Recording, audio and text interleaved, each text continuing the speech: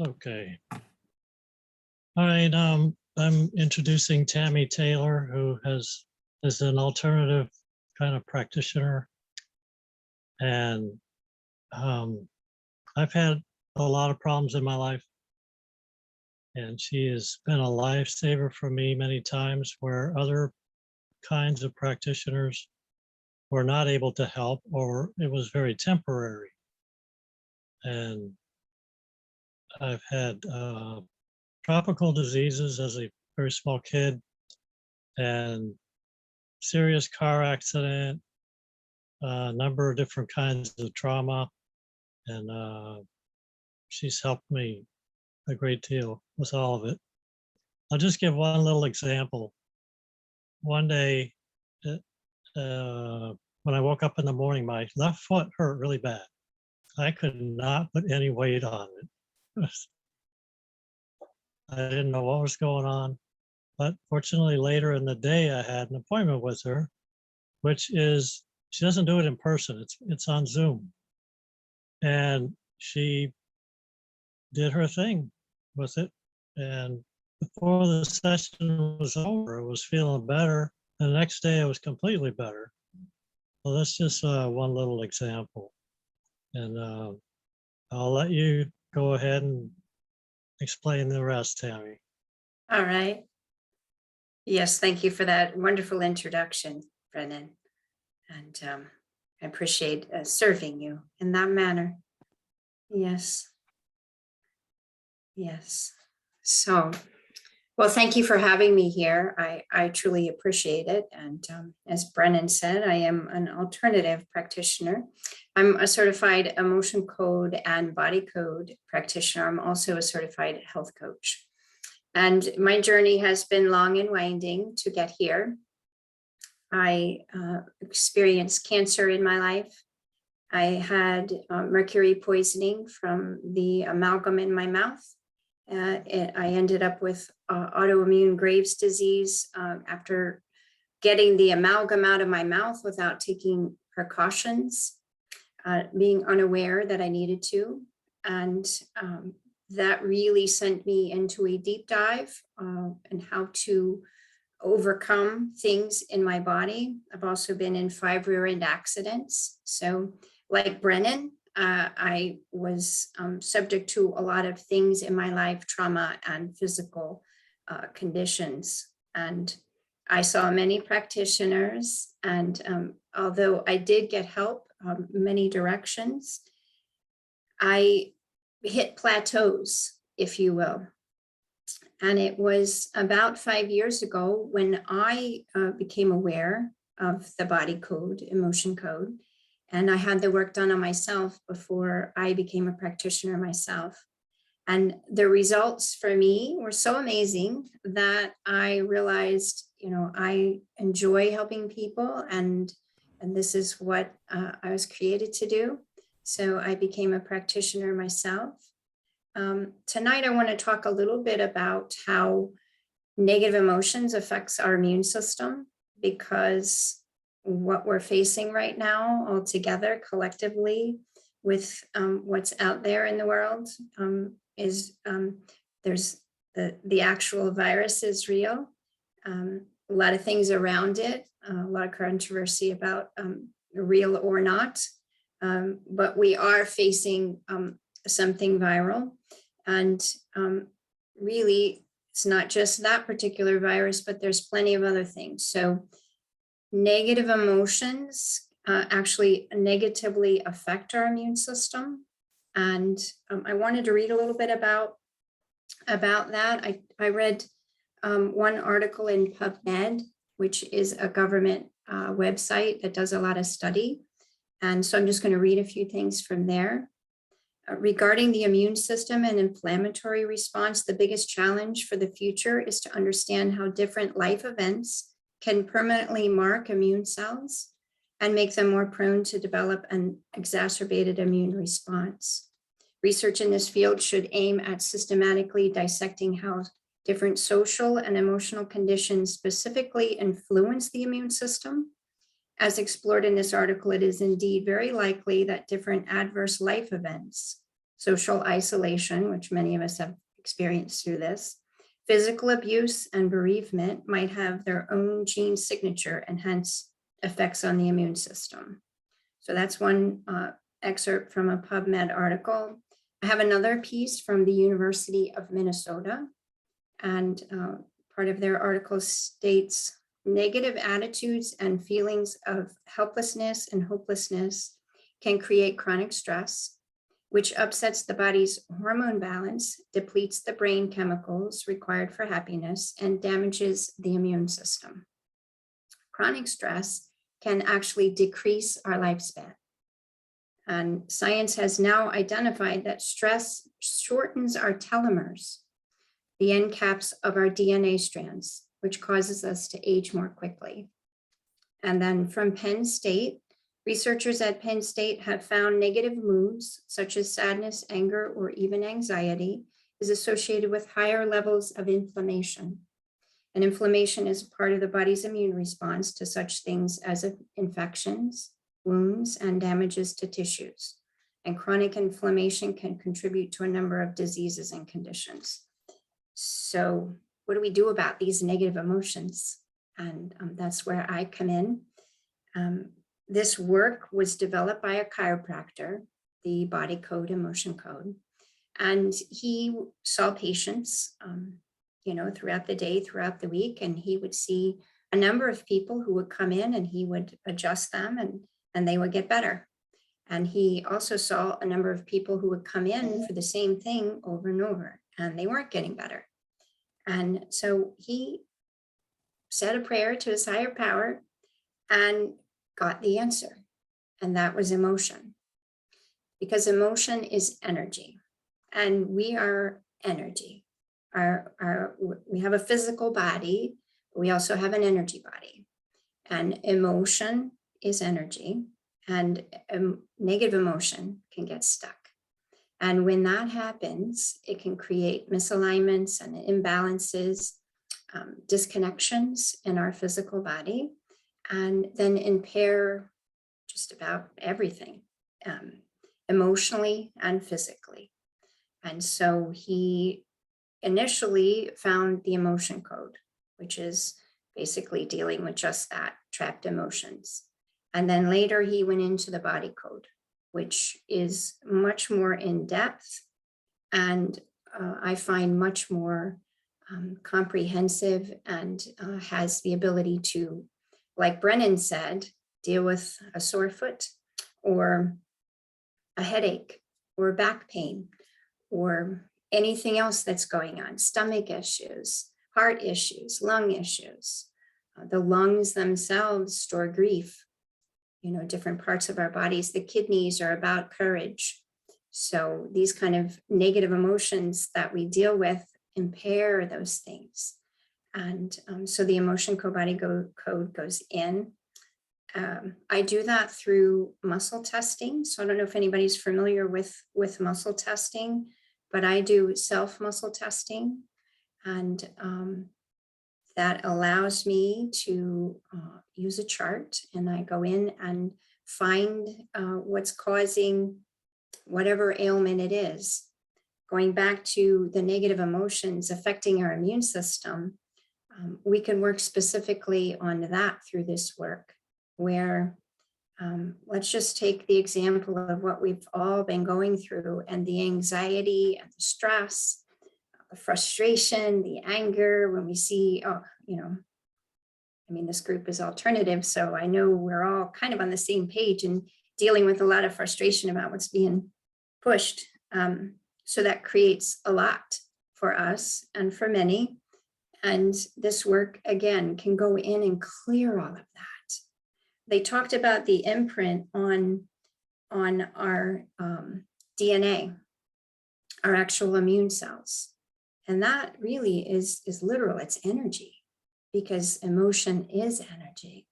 And it actually, we can either feel it and express it and let it go, or we can feel it and hang on to it or suppress it. And when we do that, it gets trapped. And really our subconscious is choosing where it's going to go or we have organs and glands that create certain emotions. So those kind of things, depending on what we're feeling, can get trapped in these different areas. And the beauty of this work is that regardless of what it is, we can go in and find it and release that energy.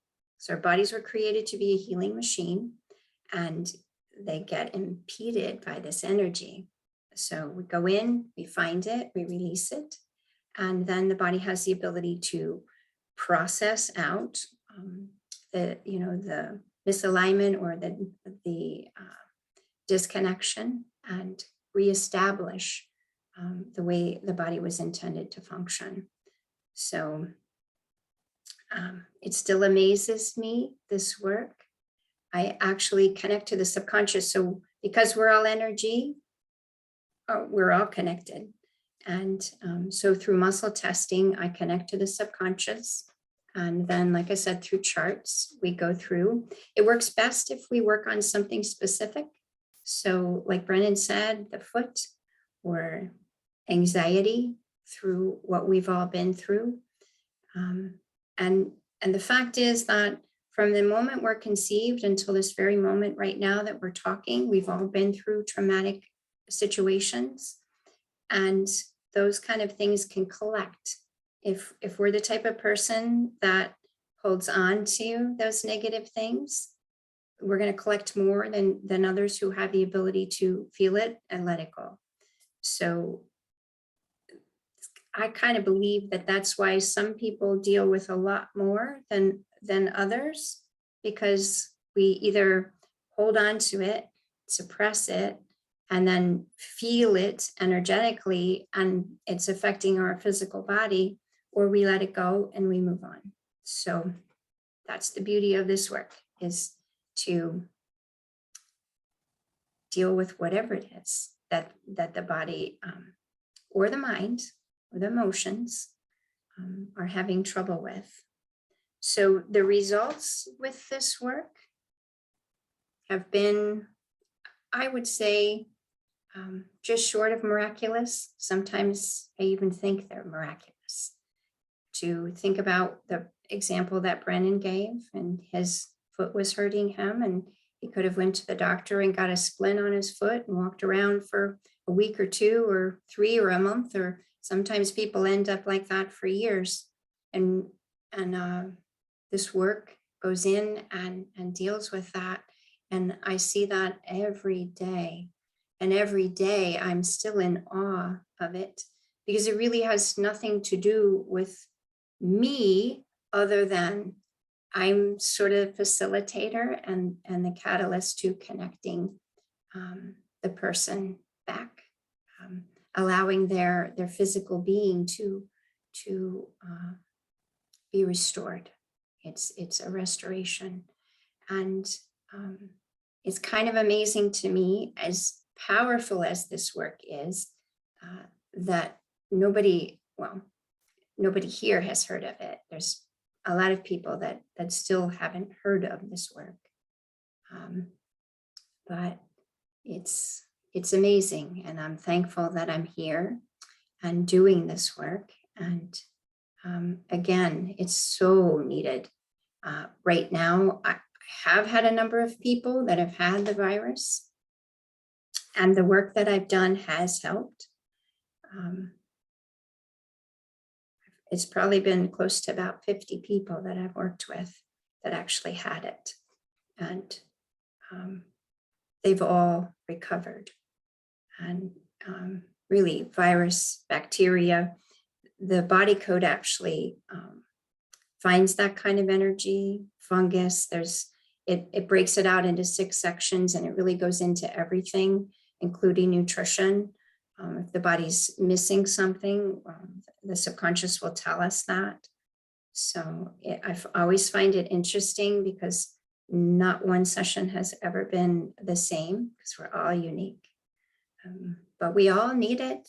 We all need to let go of, regardless of whether some of us, I go back to the example I gave, some people store more than others, but we all have it, because we're human. We're human, and we have these emotions. And so it's it's really a benefit to any and everyone that has, and really anything that that they want to heal. So again, this work is miraculous. And so I'd like to open it up to questions to see if anybody has any questions about what Yeah, I I do. know Talked about. Louise has raised her hand, but before Louise asks this question, I just wanted to ask you, you mentioned body code. What is a body code? Body code is really a mapping, if you will.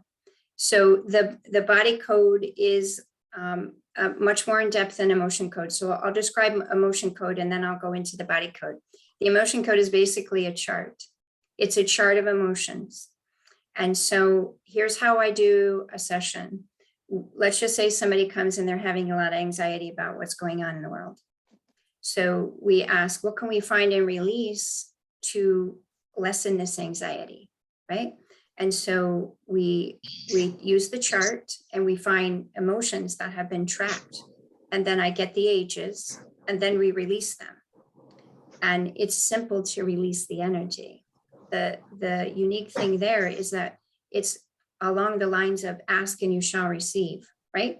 So we ask and we ask the energy to go and it's gone and it never comes back. So that's the emotion code. The body code is a much more in-depth, interactive chart that allows us to find pathogens, negative energies, misalignments, disconnections in all our body systems. And so let's just say anxiety. Anxiety might be affecting parts of the brain, might be affecting the heart, it might be affecting the lungs or the kidneys, the stomach, the intestine, even the bones or the muscles. The body code has all of that.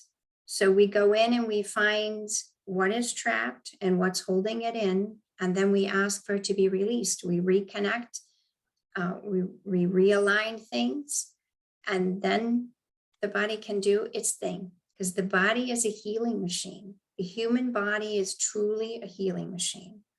And it just has these impairments. It has this energy that's holding it back from being whole. So that's the body code. It's basically an interactive series of charts that I use to find specific things, what's creating specific things, and then we release it. Great, thank you. So Louise, You're go welcome. ahead, ask your question. I was just wondering if you recommend any books on there, just a quick search or whatever. There is an emotion code book out there. There's also an app that I know for the emotion code that I noticed that can guide you through that process. So have you used the app before? Have you seen? Well, that's what I use. Oh, that's what you use. Okay. Yeah. So Dr. Bradley for the longest time had just an online version. And then at the beginning of this year, he created the app. So now people can get it on their phone. I happen to use it on the computer just because I do Zoom and I have multiple files open and I'm going between different things. So it works much better on the computer rather than the phone. People can use that app. The important thing to know when you do that is to use muscle testing. Okay. So are you familiar with muscle testing? Yes, Okay. most in the group here, I think, have known so note about that, about other, and other methods of testing as well. Yeah. But and do you have any recommendations for books? I know that, like I said, there is the emotion code book out there, but you're talking about charts for the body code, and I didn't know if you could potentially. He does not have a book. He does not have a book for that. In the body code, if you look at the app, everything is very comprehensive in there. Okay. So when you land on things, it's going to tell you basically do this and do that. So for people who are okay doing that and okay doing self muscle testing, you can kind of work your way through that. But all he has at this time is the emotion code book, which he wrote a number of years ago. Oh, okay, great. Thank you. You're welcome. Anybody else? Kathy, Yes. you want to? I didn't know where to find the raise my hand button. So anyway, two things, Tammy. With the body code, is that more the what I call AK, the muscle testing? And the other question was, how do we know which organs store what emotion, like grief and anger? I've heard that before. It's like, but how do you know that? I'm very familiar. I've thank God for applied kinesiology because I've had irritable bowel syndrome probably most of my life. And I went through all the tests. And of course, nothing showed. And I went to probably the best of the best. He was a good friend and student of Dr. Goodhart. So you couldn't have asked for better. And, you know, he basically fixed it. Okay. It acts up occasionally.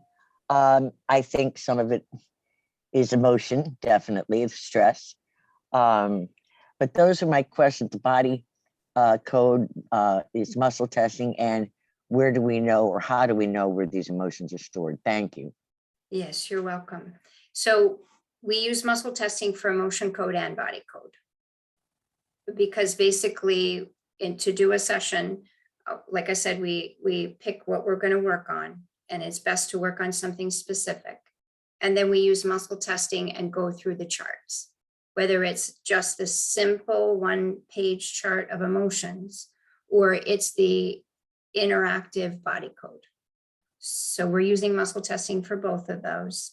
And basically I'm with permission at connecting to the subconscious of whoever I'm working with.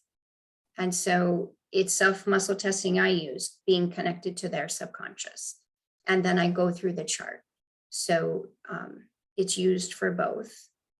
And then as far as the emotions that are produced by the different organs and glands, the body code itself has those charts. And so, you know, if you wanted the app, it's in there. He doesn't really have that in a book. Although if you Google emotion code, he does have, or you would find on Google, if you use, or whatever browser you use, you'll find the emotion code chart. And then on the left-hand side, it will tell you the different organs and glands that produce those emotions. So that would be a more simple way. The body code itself is much more comprehensive in telling you those things, which would be, again, in the app, as Louise said. Mhm. All right. Thank you So very much. anybody else? Please unmute yourself and then ask the question. Has Otherwise, anybody heard of, was there anybody here tonight that had already heard of the emotion code, body code? doesn't look like it. Yeah, I hadn't heard of that, but it sounds very similar to something that, you know, something along the lines of the meditation stuff that I have been doing, and some other things that have been similar in that respect. I found out, you said that you had Graves' disease, and I ended up having hyperthyroidism, which is, you know, the symptom of Graves. Didn't have Graves' disease, but had hyperthyroidism. And so, and I have been finding the past year that emotions are a very stressful day. The dump of cortisol, all of that type of stuff is the trigger for any of those symptoms to potentially come back.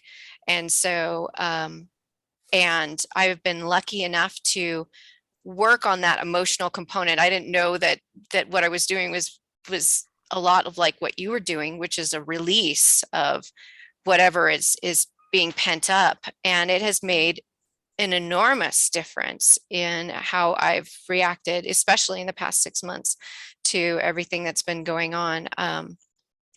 and I was talking with someone else and was telling them that oddly enough, this last year has probably been one of the best years of my life, from a standpoint of my health and my mental health, and even with everything else that's been going on. So being able to release that and not get caught up, and to recognize when something's getting stuck, where you're starting to dwell and that hamster wheel's going off in your head and you're running through all the possible bad scenarios that could be happening, and to be able to shut that down and say, nope, I'm not going to hang on to this, and we got to release that and let that go. So I guess that's essentially what you talk about doing, correct? That is correct.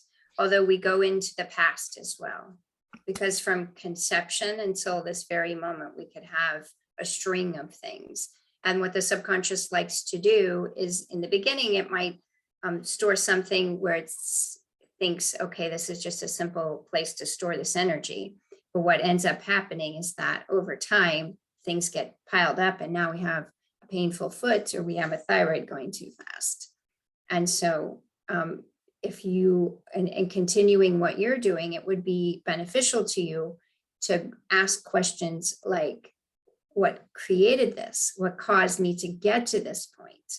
Because that's going to bring up things that you've been through. We can actually get trapped things even in the womb. We can absorb emotion from our parents. We can absorb emotions from others. So there's a number of ways that these things can get trapped. But very good news for you. And yeah, that's, well, thank you. That gives me some more things to work on to keep going. Great. Tammy, I was wondering, can you do this over the phone? Yes, I do. Okay. I do it over the phone. I find it's better by Zoom, but of course, Yeah. I do have people who do it by the phone as well. Oh, okay. Yeah. Because I have a friend who I had lost contact with, and I just found out she's like 2 or 3 autoimmune diseases. She has osteoporosis, and I don't know what else. And I'm 69 and she's younger than I am. She was practically bedridden this last year. And, we're trying to look at Dr. Hyman. He's treated patients like that. But I'm looking at you also, if you could, I'll give her your name and all. Just help her get some semblance of a life again. It's insane what she's been through, Yeah. Situations like that, we could think of it where we have layers. It's layer upon layer upon layer where we end up in those kind of conditions. But absolutely, we peel some layers off. We can take some of that pain out. We can take some of the depression and the suppression, bring in some joy, because positive emotion has good energy, and that's helpful too. It's always good to go towards that direction. But absolutely. Will you put up your website in the chat box for us? Certainly. Thank you very much. Yes, Okay. you're welcome. Yes. So I have another question.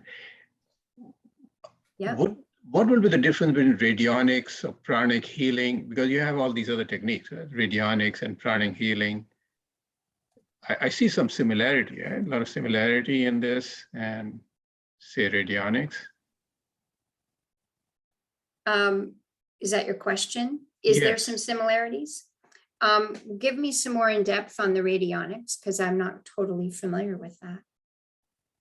Well, radionics, essentially, I think Siren is here. I think he can explain much better here. Siren, do you want to jump in this conversation? Yeah, I think Shri means this in terms of sort of grouping the frequency machine technology for healing. So that's anything in the realm of radionics, Rife machines, Likovsky biochargers. Yeah. I would say yes, because we're all frequency. And so negative energy has frequency, right? And I think in terms of that, and thank you for explaining radionics, because I know Rife and I have several frequency and I have a laser that I use. So I do have additional tools other than the emotion code, body code, of a few things based on quantum physics. So I think it's a good complement. If things like Rife still can't go in and find these trapped emotions and remove them. So I think they complement each other. Right. Yeah. So another question that I have is, are there any limitations on this technique? So really, there's certain kind of ailments that it cannot address, or be very, very difficult to address. I would say mostly no. Here's what I'll say about that. The person that was just described with multiple autoimmunes and osteoporosis, that kind of thing, the body has layers and layers, right? So a simple sore knee is vastly different than an autoimmune situation, but it still has the same foundation in relation to the emotion code, body code. It's still trapped emotions. There might also be nutrient deficiencies, right? Or pathogens that are affecting the body, but the body code can deal with that as well. So it can deal with just about anything. Sometimes we have, and I often deal with this with somebody who has multiple things, or working on something and we aren't getting full results. Sometimes we have subconscious resistance or limiting beliefs or healing blocks because we tell ourselves, I'm always going to have this, or I'm not good enough, or I'm weak, right? And that becomes ingrained in our subconscious, and our subconscious is going to fulfill that. So in those cases, we need to go after that, and it's more in depth. So I believe, and I have not seen anything that we haven't been able to deal with what's been presented to me over the years that I've been doing this. It just depends on the amount of work we need to do and what really has contributed to all of that. And then lifestyle, right? Because that's an important piece too. Tammy, what about things like the cancers? How are you able to deal with that? So Dr. Bradley says that I don't specifically test for cancer because the subconscious doesn't recognize that label, but we can ask for abnormal cell growth, right? And certainly emotion is greatly involved in that because it's affecting the immune system, just like I read, right? But it also could be environmental. There could be things that the body has been exposed to. So it would be a combination again with that, where we would deal with the emotion and through the body code, and then remedying different things in the environment, or what passes our lips is super important too. Yeah. That's it. That's amazing. Wow. That's wonderful. It's Yeah. it's wonderful to know that all of these things are available, and yet who knows about them? You know, the 1 or 2% of the population, and we have to get the word out. And I know you're trying to, and just keep doing what you're doing. Thank you. Thank you. It's an honor. It's truly an honor working with people and seeing the changes. Yeah. So it always amazes me and blesses me. Yes. Thank you. I was interested in knowing what, I'm sure there's not necessarily a typical client relationship, but, in general, how long I can envision that once you get going, there's a lot of layers. I mean, that this could be a lifelong process, and I mean, just how do you work with people and working through those layers? Yep, all different ways. Some people just want to deal with this. Most people want to deal with multiple things, right? Because we all have them. We have fear of something, or we have anxiety about things. We have sadness or grief. When we deal with loss, sometimes we get stuck there. Sometimes, like the holidays, they're difficult because we experienced a loss, and that keeps coming up. So it really depends on the person and what they have, and then how far they want to go. I would say for me, I had a lot of the work done on myself before I became a practitioner. And the amount of change that I had, and I probably worked with that practitioner on and off for about a year and a half, because I've been in 5 rear-end accidents. I had tremendous amount of pain. Before I started this work, I would see a chiropractor, a massage therapist, a myofascia and structural, at least weekly, just to stay out of physical pain, to be able to function.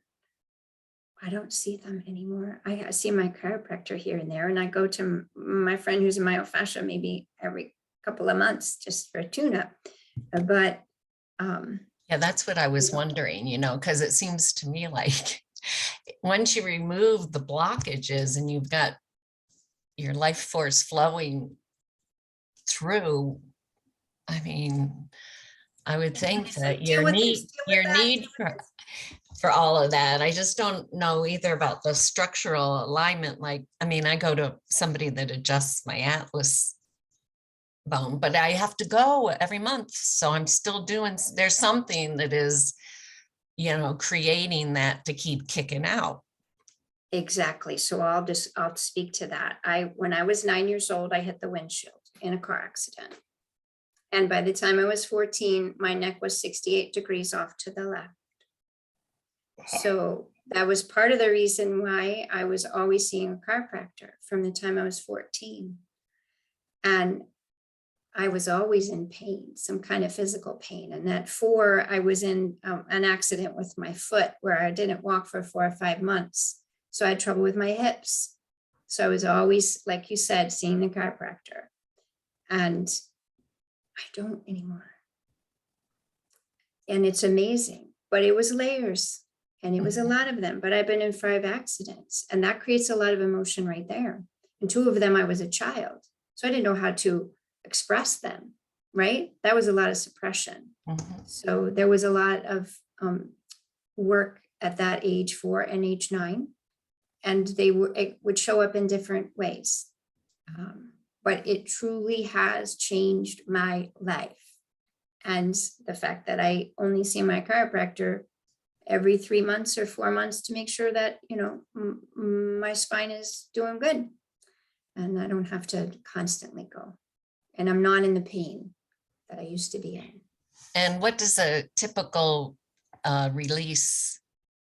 I don't know, maybe you have to pick a time of your life or whatever, but like what typically happens both emotionally and physically to a client as part of the release?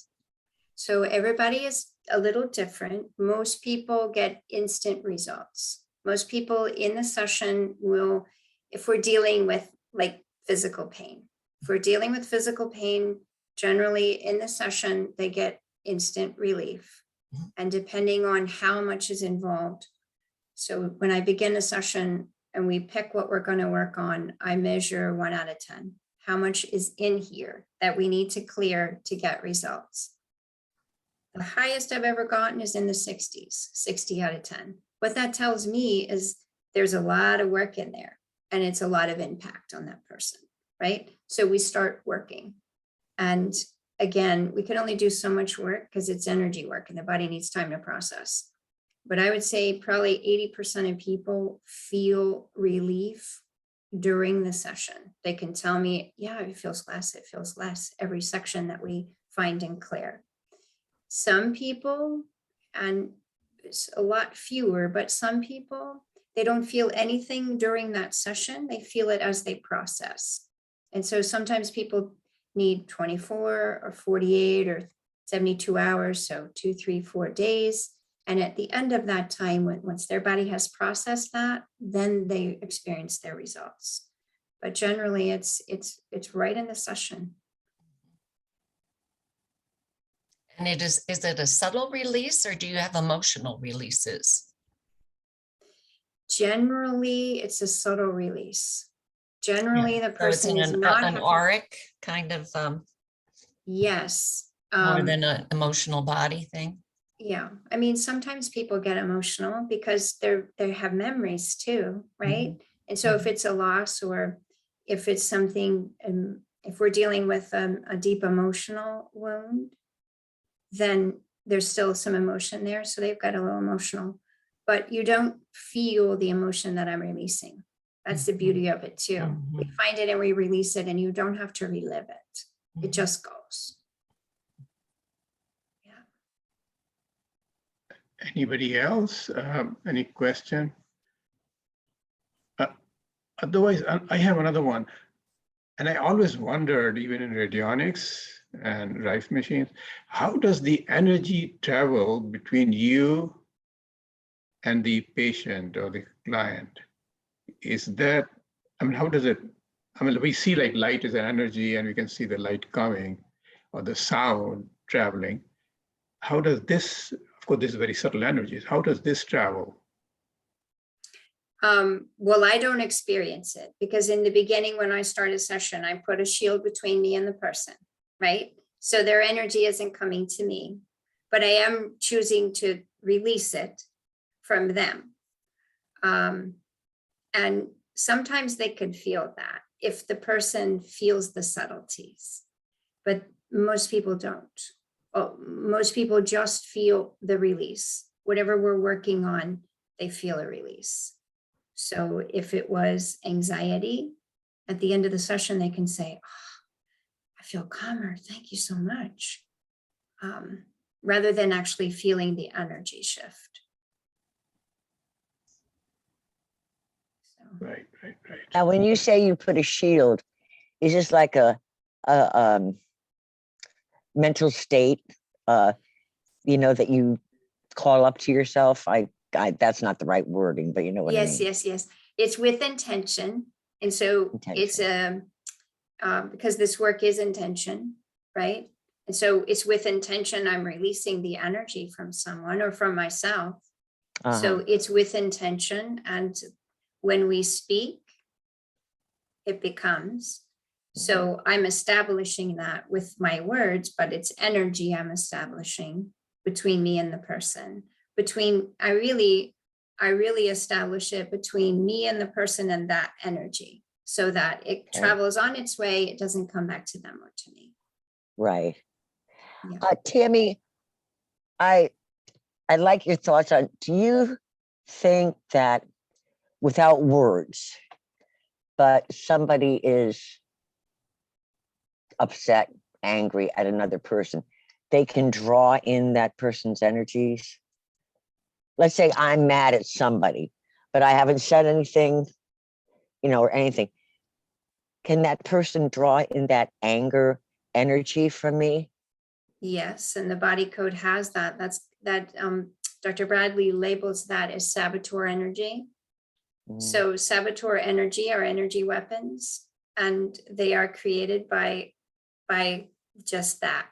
So if we have somebody who can't, has ill will or ill thoughts like anger, when we're angry, we have some big thoughts, right? And we can think some things that when we're done being angry, it's like, oh my gosh, I'm sorry I did that. And so those things strong enough or repeated enough are creating what he calls saboteur energies. And they can impede that person. Absolutely. And I do, not a lot, but I do find that, and remove that from people as well. I understand. We can create that for ourselves. Yeah. If we think that towards ourselves, if we have ill will and ill thoughts towards ourselves, we can create them for ourselves too.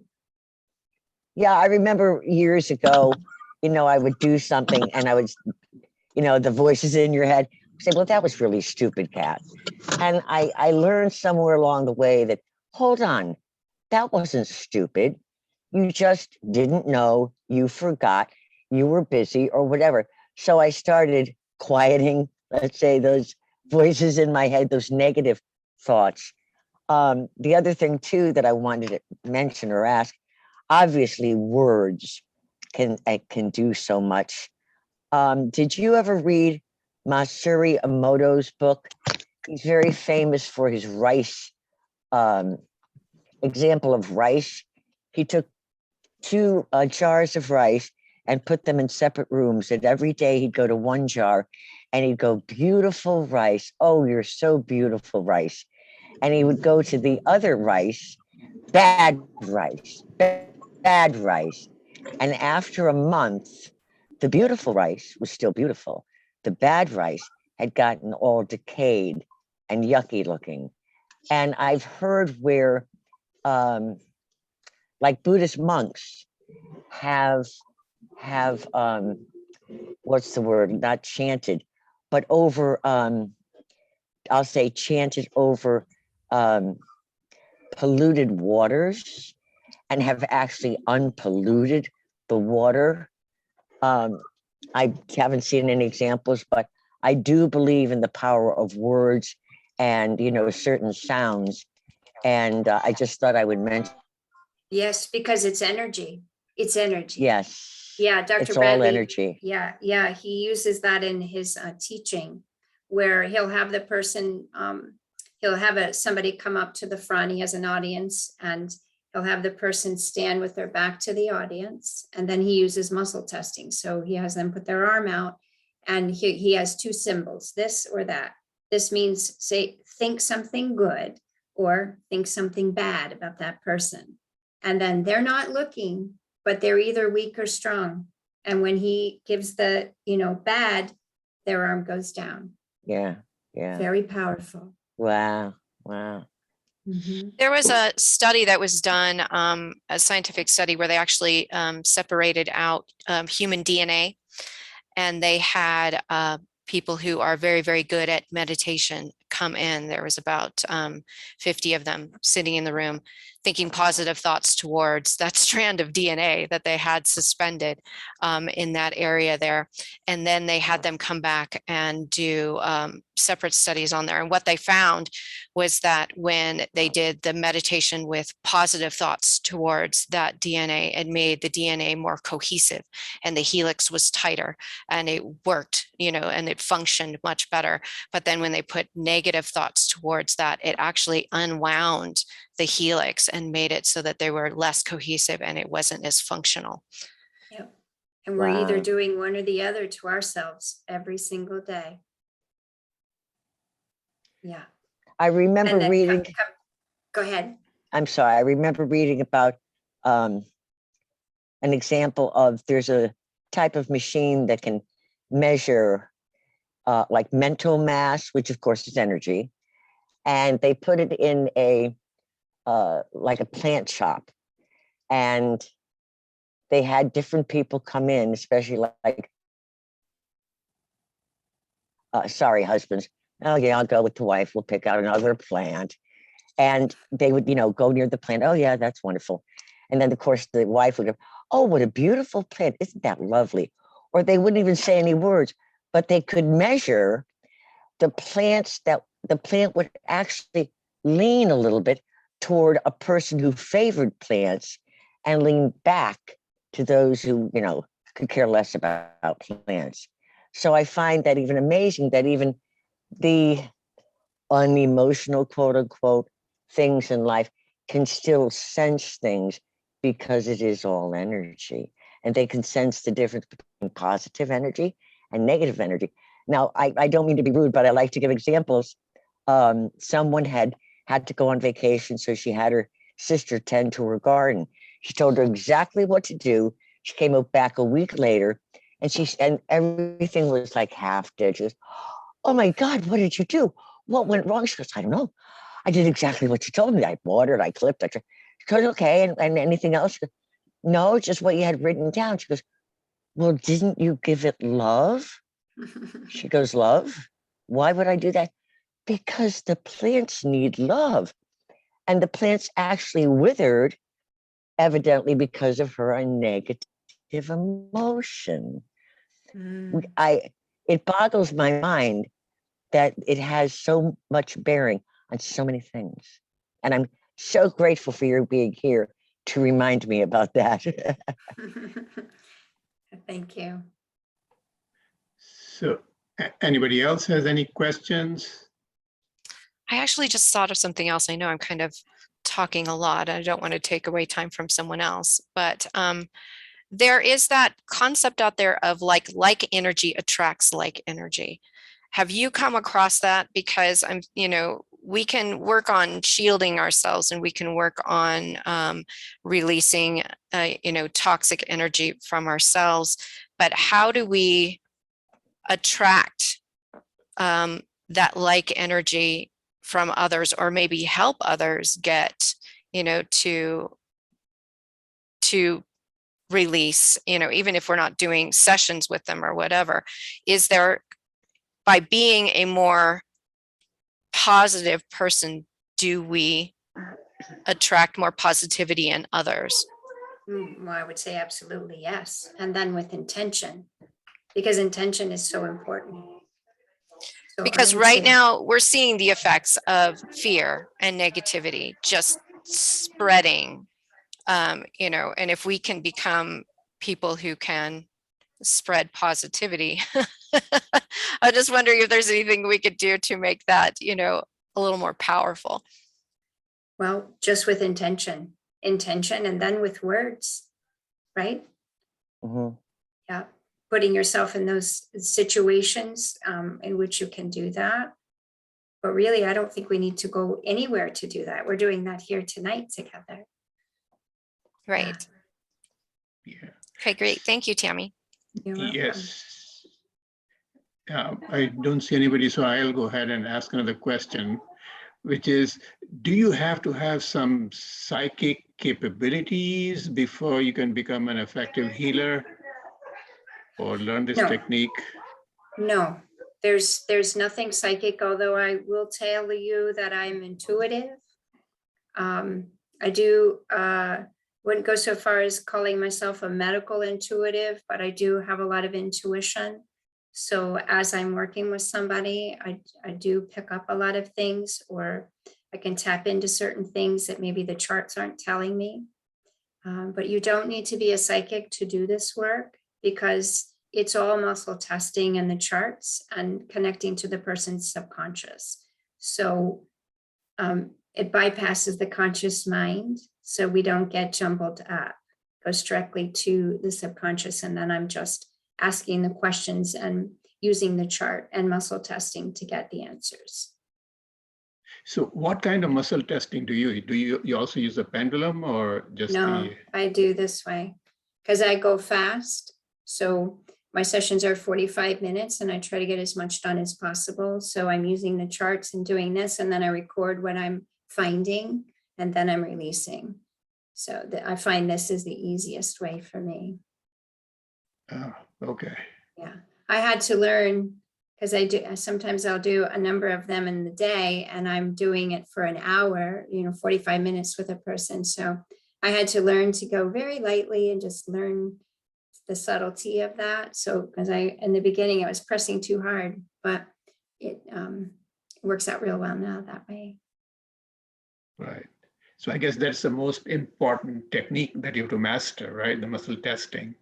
Two things are the most important thing. Number one, muscle testing, and number two, the formulation of the question, whatever we're going to work on, because we're asking the subconscious a question. And so what are we asking? Because we want to be the most effective to bring the best results.